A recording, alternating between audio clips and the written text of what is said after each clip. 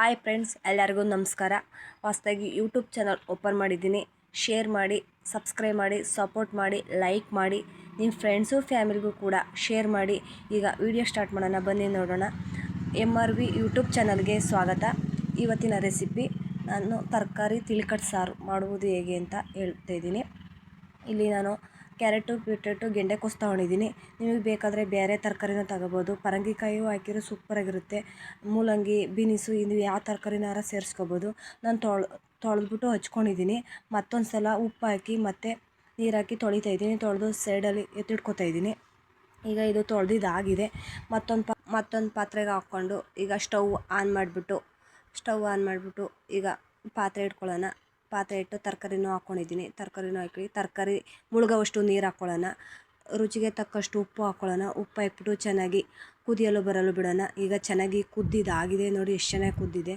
ಇದರ ರಸ ಅಂತೂ ಸೂಪರಾಗಿರುತ್ತೆ. ನೀವು ಬೇಕು ಅಂದರೆ ಇಲ್ಲಿ ಕಾಳನ್ನು ಸೇರಿಸ್ಕೋಬೋದು. ಬಟಾಣಿ, ಕಡಲೆಕಾಳು ಯಾವ ಬೇಕಾದರೂ ಸೇರಿಸ್ಕೋಬೋದು. ನಾನಿಲ್ಲಿ ಕಾಳು ಸೇರಿಸಿಲ್ಲ, ಬರೀ ತರಕಾರಿ ಮಾತ್ರ ಬೇಯಿಸ್ಕೊಂಡಿದ್ದೀನಿ. ಈಗ ಇದು ಬೇರೆ ಮಾಡ್ಕೊತಾ ಇದ್ದೀನಿ. ತರಕಾರಿ ಬೇರೆ, ತಿಳಿಕಟ್ಟು ಬೇರೆ ಮಾಡ್ಕೊತಾ ಇದ್ದೀನಿ, ಸೋಸ್ಕೊತಾ ಇದ್ದೀನಿ. ಈಗ ಚೆನ್ನಾಗಿ ಒಂಚೂರು ನೀರು ಇಲ್ದಂಗೆ ಚೆನ್ನಾಗಿ ಸೋಸ್ಕೊತಾ ಇದ್ದೀನಿ. ಈಗ ತಿಳಿಕಟ್ಟು ಬೇರೆ, ತರಕಾರಿ ಬೇರೆ ಮಾಡ್ಕೊಂಡಿದ್ದೀನಿ.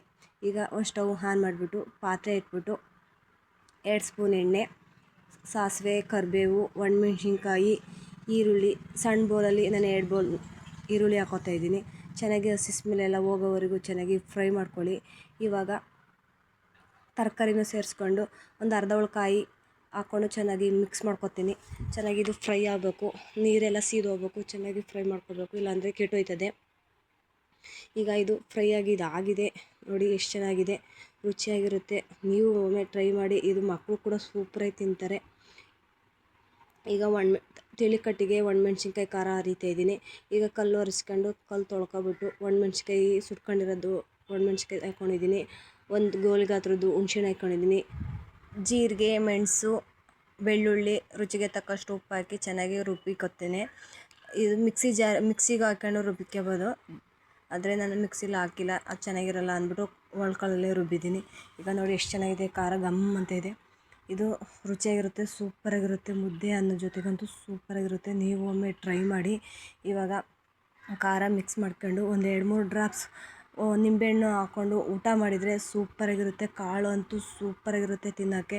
ನೀವು ಒಮ್ಮೆ ಟ್ರೈ ಮಾಡಿ. ಈ ವಿಡಿಯೋ ಇಷ್ಟ ಆಗಿದೆ ಅಂದ್ಕೊಂಡಿದ್ದೀನಿ. ಈ ವಿಡಿಯೋ ಇಷ್ಟ ಆದರೆ ಲೈಕ್ ಮಾಡಿ, ಸಬ್ಸ್ಕ್ರೈಬ್ ಮಾಡಿ, ಶೇರ್ ಮಾಡಿ, ಸಪೋರ್ಟ್ ಮಾಡಿ.